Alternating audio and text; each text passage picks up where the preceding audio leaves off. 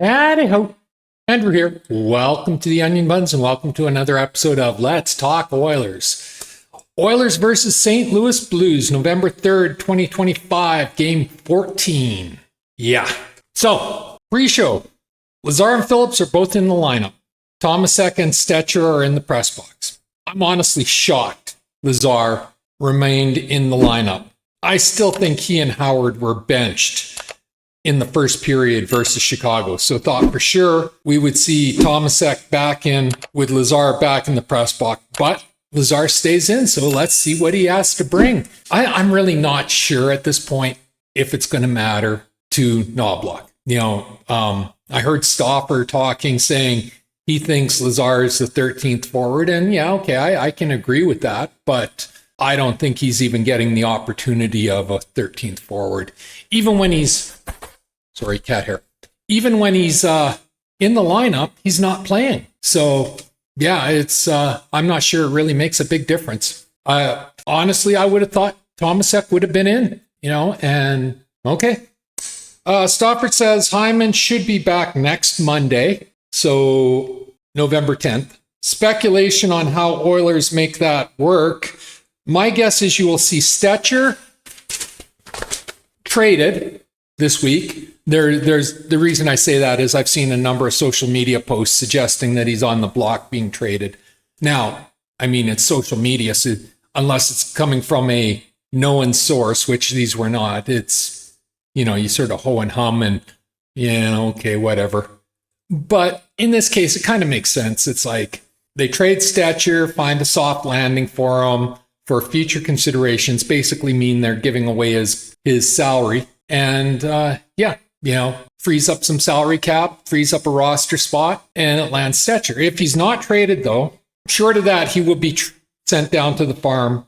I doubt he clears waivers. So either way, I think his time with Edmonton is coming to an end. That kind of sucks because though I've been hard on Stetcher this year as a number 8, number 9 defenseman, which I honestly believe that's what he is on the Edmonton Oilers, is he's still a viable NHL defenseman, third pairing on a lot of teams. So I don't think he'll clear waivers. And of course, injuries and long-term injury reserve could change this all up. Like I don't know how far Kapanen's out. I don't know. It sounds like Regula will be back next game, but yeah, so who knows? And of course, if somebody gets injured, that changes everything as well. Good news is it sounds like the organization finally grasps what I've been saying since before the season even started, is Phillips and Regula cannot be put on waivers as neither player would clear waivers. They both have to be put on waivers to go to the farm, and neither of them, they would be instantly grabbed. Like with Stetcher, it's maybe he's picked, maybe he's not. With Phillips and Regula, they'd be like that, instantly grabbed, and we'd lose them for nothing. So it sounds, listening to Stopper, it sounds like the organization is finally, the light bulb has come on above their heads and they're all, oh, we can't sneak him through. So that doesn't mean they're not going to try. Let's just hope they don't. Really wouldn't surprise me if 2 of the 3 names went to the minors when Hyman comes back. One, Stetcher, obviously, has to clear waivers if he's not traded. Number 2 is Lazar. And I hate writing that, but he's not getting an opportunity under Knoblauch. So he's expendable because he's not getting an opportunity. Like, I think there's a solid 4th line player there. And we could have really used a 4th line player in this game, if I'm being brutally honest. But Lazar was in the game and he wasn't used when it needed to be used. So yeah, I see him. He also has to clear if he's not traded. So those would be the first 2 names I expect would be moved. And then the number 3rd I have is Isaiah Howard. He doesn't have to clear waivers. He would be the first person I sent to the minors if it was me, because his defensive game is not strong enough for the NHL, and he's starting to get a habit of taking really stupid penalties. And that's a habit he needs to be broken of. And you don't break those type of habits in the NHL. You send those players to the minors and you break it down there. So he would be the first one because we don't have to waive him. He would go to the minors and play. And that's probably the best thing for him is to play rather than playing 10, 12 minutes a game. If he's even playing that, I'd have to look it up, but I don't think he is even playing that. Rather than playing that, he would go to the farm and play 21, 23 minutes a game. It's a win-win. So, but as I've said in other videos, I don't pretend to understand Knobloch, so I can't say what they're going to do there. Those are the three names that jump out to me, though, as the first two are trade bait, and then Howard is just a straight to the farm. But we will see this week, because if Stauffer's right and Hyman comes back on Monday, this is the last week. It's got to get all figured out for Hyman. Pickard gets a start tonight. So let's get on to the game. Period 1. Pickard looking strong so far. Only 2 minutes into game and a couple of nice, strong saves already. So he was in the game early and he was making some really nice saves. Nice net drive by Henrique. Sadly, there was no Oiler to tap in the rebound. And that was an ongoing problem all night long. Is for some godforsaken reason, well, it's not godforsaken. We know why. In our second line's great. But in our top line, we got McDavid's skill, Nugent-Hopkins' skill, Majapani's skill. We have no net front present on that line. And on the third line, we have Henrique and Fredericks, Fredericks is playing a very perimeter game right now, and I don't understand it. He should be the one driving the net. And then Savoy, who is, as far as I'm concerned, Savoy is absolutely allergic to the slot. He doesn't want to go into the hard areas, and I think that's pretty obvious now. He wants to be a perimeter player. And personally speaking, I don't see the value in Matt Savoy if that's going to be his mentality. Either he's got to toughen up and go to the slots, because again, this game, he would have had a goal if he had just gone to the hard area, but he didn't. And, either he's got to do that, and he's got to quit trying to stick handle through three defenders. Him and Howard both have a horrible habit, and I get it. It comes from the AHL, it comes from the juniors, it comes from university where they were the star player. And I guess they just don't understand that they're not the star player anymore, because they keep trying to stick handle through 2, 3, 4 opponents and getting dumped on their ass. So they got to stop that, because it's not going to work in the NHL. Big save by Pickard. Pickard was on in the first period, especially. Well, he was on all game. We lost this game, but we did not lose this game because of Calvin Pickard. Nice chance by Nurse. I wrote down Oiler forwards need to get these rebounds. That was the second time in the first period where we had a gorgeous rebound. The goalie was down and out, Billington, and there was just no Oiler in the slot to get the rebound.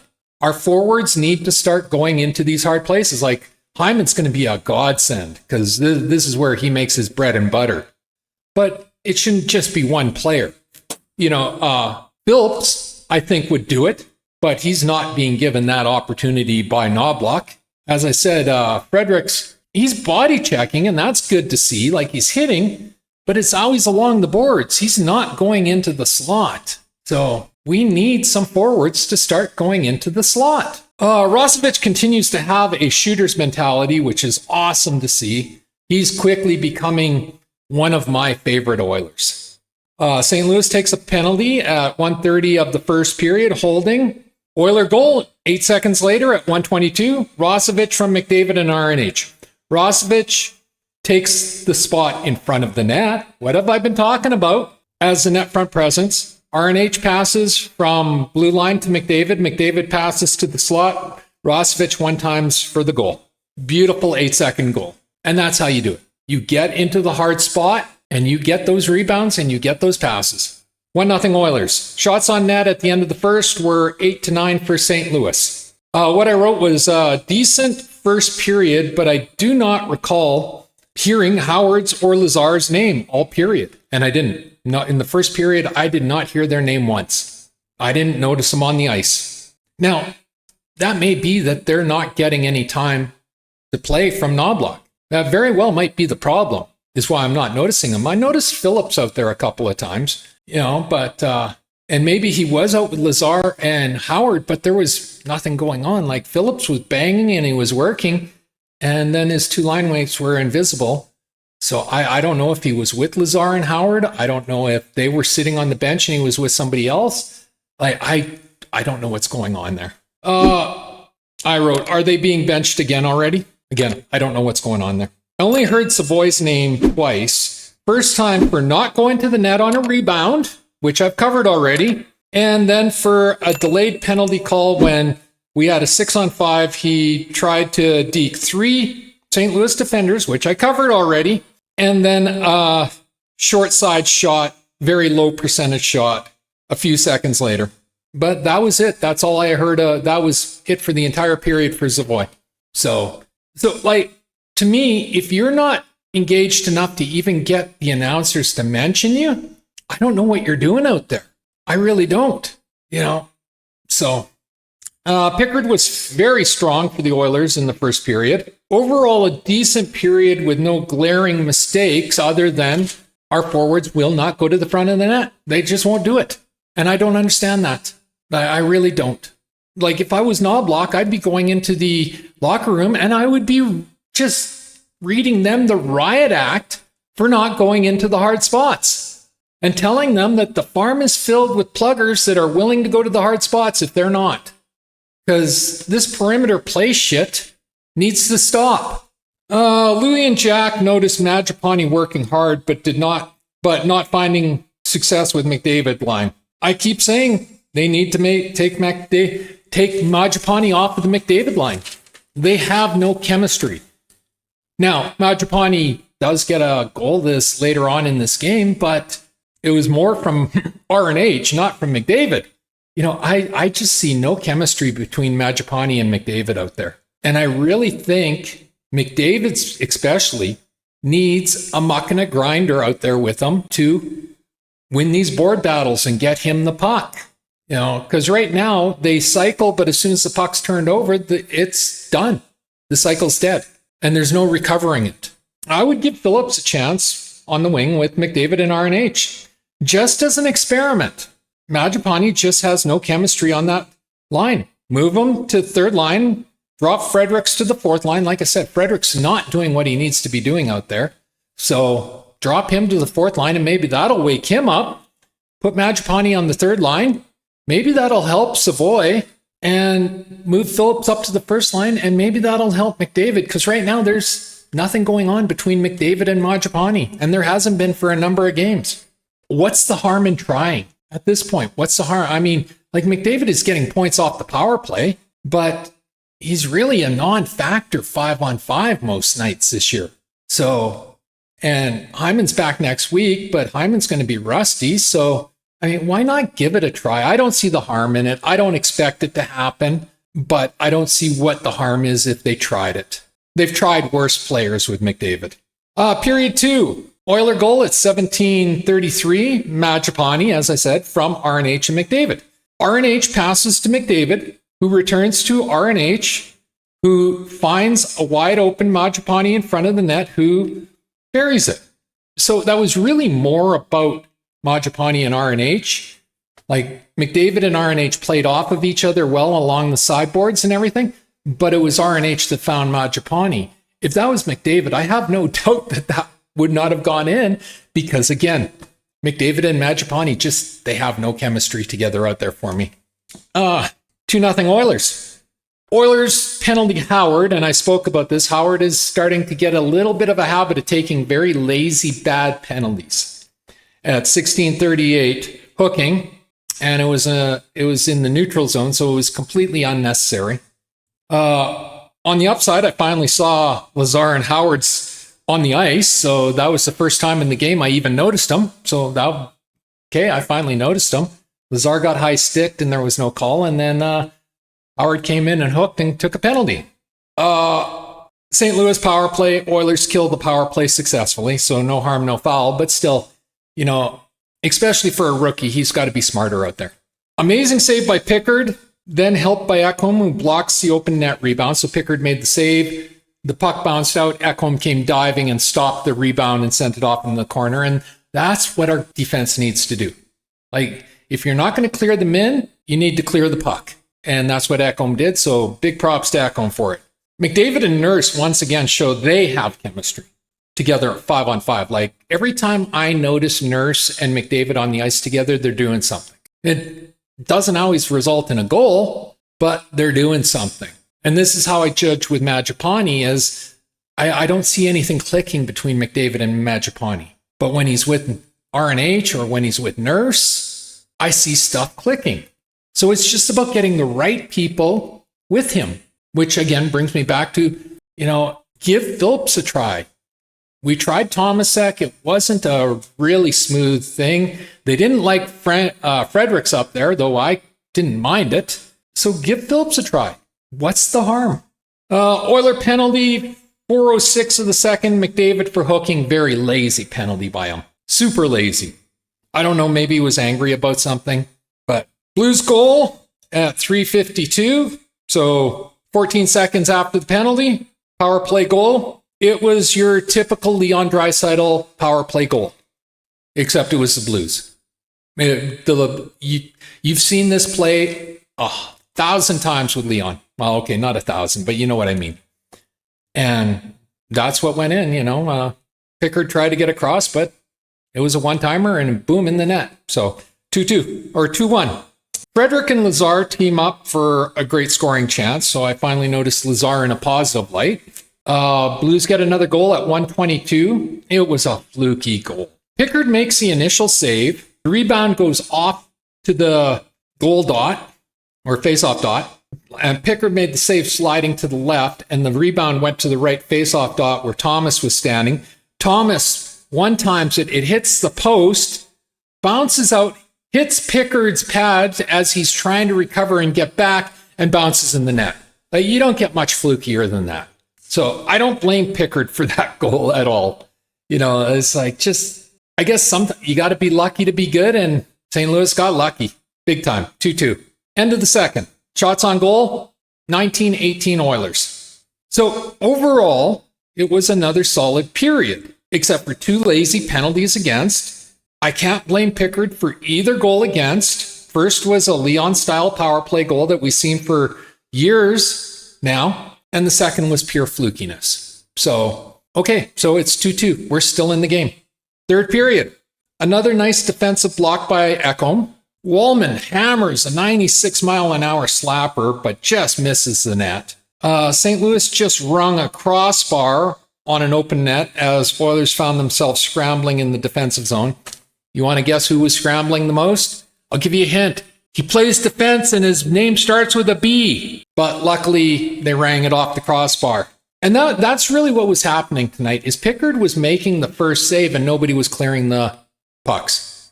So, then a Blues goal with 1:23 left in the game. Bouchard fails to clear a slot. What happened is the Blue player shot from the blue line, heavy shot. Pickard made the save. And Bouchard and Rob Brown, I'm just quoting Rob Brown here because he analyzed this perfectly after the game, is once the shot started coming in, Bouchard, who was standing in the slot but wasn't covering his man, was standing behind him, Bouchard exited the slot. I'm not joking. He exited the slot. So the Blues player, Pickard made the save. The Blues player reached in, grabbed the puck, pulled it out, pulled it around, and deposited it into the net for the 3-2 lead. Well, Bouchard watched him.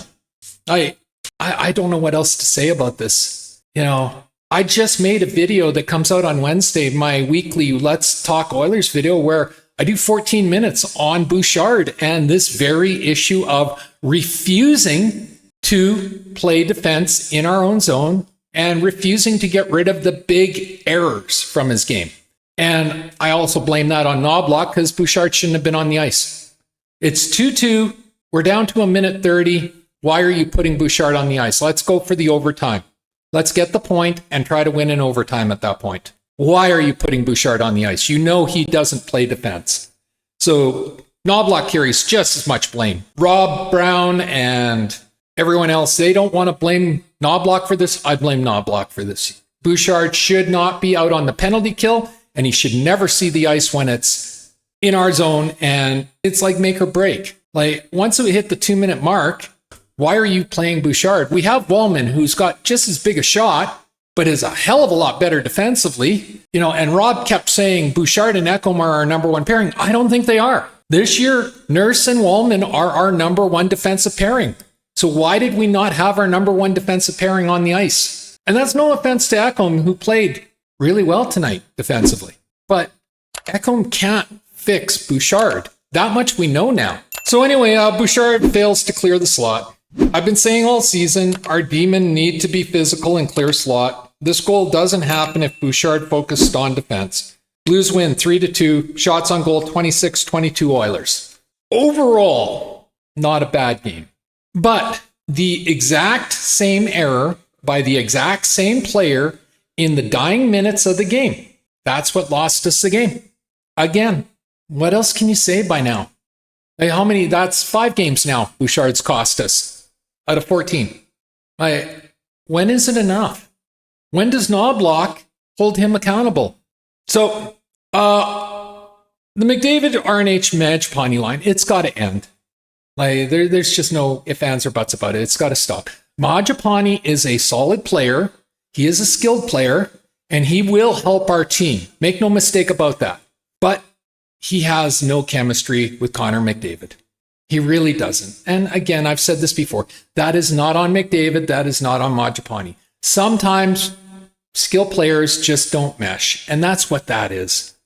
So let's stop setting Mangiapane up to fail, because that's what he looks like he's doing right now. Is he's failing because nothing is working for him. Like, he got the one goal, but that was him and Nugent-Hopkins, and we saw him and Nugent-Hopkins, they have chemistry together.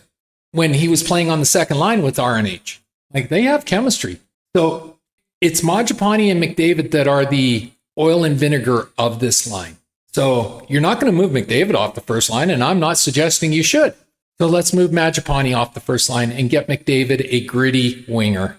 Someone who can win puck battles, someone who will go to the net front presence. As I said, there's 3 choices. There is Fredericks, which for some reason Nobby doesn't like.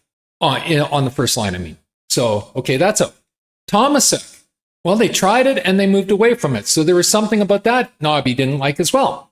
So that leaves Phillips. And it's not outrageous. I mean, last year we saw Perry up on the first line with McDavid playing that role. So why not give Phillips a chance? I don't understand why there is so much hesitation to put Phillips into a position where he might actually succeed. Howard, Lazar, and Savoy. What can I say? They're invisible. Now, for Howard and Lavoie, I hope he changes his name to Lavoie so I quit calling him that. For Howard and Lazar, it may be that they're getting no ice time. That really may be what it is. Because I'm not noticing him out there. Savoy, I notice a little bit more, but as I say, I'm not impressed. I don't see what everybody else sees. He's a perimeter player. He won't go to the hard spots. He keeps trying to stick handle through multiple opponents. Like, every once in a while, he'll get a nice look, but that's going to happen for any player on that line. I expect more out of him, and I'm not seeing it. So, yeah, I don't know what to suggest. It's like, I know they're going to, Stauffer already said that the team feels that Savoy has locked up a roster spot, so he's not going to the farm. So I really don't know what the solution is, because he's Yamamoto to me. That's who Matt Savoy is Kyler Yamamoto, and we traded Yamamoto for a reason. And that sucks, because he's a local kid, and I always cheer for the local kids on this team. Like, I've long said that the Oilers need to look into Western Canada for their players more than looking to the East. Like, don't pass up talent, obviously, but look at these Western kids. Give these Western kids the first opportunity. But yeah, he's got his opportunity, and I'm just not seeing it. So those 3 have been invisible. So yeah, I don't know what else to say about it. Lazy penalties by McDavid and Howard. Now, I don't know, maybe it's fuss. Howard may be trying too hard now. He may be noticing that he's not getting the ice time. He's not getting the opportunities that Savoy gets. So when he's out there, he may be trying too hard, and that may be leading to poor decisions. I think the best thing for Isaiah Howard is to go to the farm. I really do. And in 3, 4, 6 months, or next year, we bring him up. But right now, he's kind of the odd man out on the team. And the bonus is we can send him to the farm without having to clear waivers. So we send him down there. He plays monster minutes. He works on the aspects of the game he needs to work on, and then he comes back. It's not a permanent thing, but that may be the best thing for Isaiah Howard. For McDavid, both him and Leon are guilty of taking bad penalties when they get frustrated. And I mean, they're passionate. What can you say? But this time it cost us. It was McDavid's penalty that got the goal against us. So, at this point, they just need to be smarter. And Leon has been smarter this season. You're not seeing him take those frustrating penalties that he did last season that got him benched. So, I think Connor is just frustrated that his 5-on-5 is not working, but I covered that. I really think we need to get the proper winger up there. And then there's the elephant in the room, Evan Bouchard. I mean, I don't know what else to say. Like I said, I got a video coming out on Wednesday, the Let's Talk Oilers weekly video, and I do 14 minutes on Evan Bouchard in this exact issue. And I filmed this before this game. So I didn't film it today as a reaction to this game. Everything I say in that 14 minutes was from before this game, and then he just reinforced it this game. So, in that video, I'll give one spoiler. In that video, Stopper said something very interesting to me. He said, well, not to me, but he said something, and it was very interesting to me. What he said is the coaches may not want to hold Bouchard accountable because they don't feel he's mentally strong enough to handle being held accountable. And the more I think about it, the more I'm starting to side with Stopper on this one, is because we've seen better players than Evan Bouchard get benched and held accountable. Leon last year, Nurse this year, So there's got to be a reason they don't want to hold Bouchard accountable. And yeah, I'm starting to agree with Stopper that it may be that the coaches don't think he's mentally strong enough to handle being held accountable because he's never been held accountable. Ever since he joined the Oilers, he has been gifted his entire career. He got Duncan Keith at a huge cost to the Oilers to mentor him. Then he got Ekholm to mentor him. Then they brought in Coffey to mentor him. Like I say in that video, I'm almost 60 years old and I've never seen a player more coddled and handheld than Evan Bouchard. And the fact that they are so terrified of holding him accountable, maybe Stoffer's right and he's just not mentally strong enough to handle it. And if that is the case, then the Oilers have a big problem here because holding his hand and coddling him is not working. There's no growth there defensively. He just 4 games now, or 5 games. 5 games, he's cost us. So, that's at a certain point, you got to start doing what you've been scared to do, even if it is going to undermine him, because nothing else we're doing is working. Another game that was winnable, but given away. That's really what the story was. Like, we were the better team up until the penalties. And even then, it was 2-2, and we should have been going to overtime, except Evan Bouchard decided he wasn't interested in playing defense tonight. Again. So, this is really becoming frustrating to me. So, 3 stars tonight are McDavid, 2 assists, RNH, 2 assists, and Rosovich. I'm going to give it to Rosovich. He always gets the honorable mention for the last few games. He started us off with the goaling, and he started us off with what I've been saying is go to the slot, be that net front presence. And that's what he did. So he gets the 3rd star. The 3 slugs, well, obviously Bouchard. If he refuses to play defense, I refuse to give him credit. Simple as that. Play your bloody position, buddy. Enough already. So Bouchard, I guess Lazar and Howard again, but it's like last game. They were invisible, but I really don't know if it was their fault. I suspect they're not getting a lot of ice time from Knoblauch. And, if you're not on the ice, how are you supposed to be noticed? And if you're not put in the position to succeed, how are you supposed to succeed? But Howard took the stupid penalty, so that kind of solidifies him in there. So anyway, those are the 3 slugs. The next game is Tuesday, November 4th versus Dallas at 6:30 Mountain on Sportsnet. And yeah, that's the game recap. Winnable game. We should have won. We didn't. Thank you, Evan Bouchard. If you liked the video, leave a like, a subscribe, and a share. I'm trying to grow my channel, and a like, a subscribe, and a share does me wonders, and I do appreciate it. Takes 1 second to subscribe, costs you absolutely nothing, helps me immensely. Just hit the subscribe button on the bottom of the screen. Always feel free to leave a comment. Are you as frustrated as me? Because I'm really at my wit's end with this, and I have been for a while. Not only does leaving a comment get us interacting, but it really does help me with the YouTube algorithm and getting more eyes on my videos. And as always, pew, pew, pew, and shit. Thanks for watching. Have a great day. Bye.